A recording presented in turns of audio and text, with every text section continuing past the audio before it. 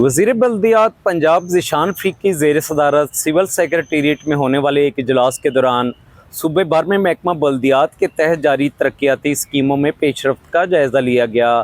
Special secretary local government आसिया गुल ने सूबाई वज़ीर को मुख्तलिफ जारी और नए मनसूबों पर ब्रीफिंग दी।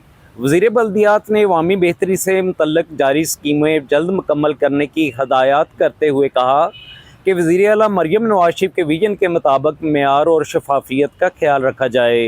उन्होंने जोर दिया कि नए माली साल के बजट में तरक्याती स्कीमों के लिए भारी रकूम मुख्तस की गई हैं। अब ये हमारा काम है कि मनसूबे बर वक्त मुकम्मल कराएँ। वज़ीर बल्दियात ने इस अज़म का इजहार किया कि टूटी गलियों और नालियों की मरम्मत की स्कीमें तरजीह बुनियादों पर मुकम्मल की जाएंगी। खराब वाटर फिल्ट्रेशन प्लांट्स को जल्द चालू किया जाएगा।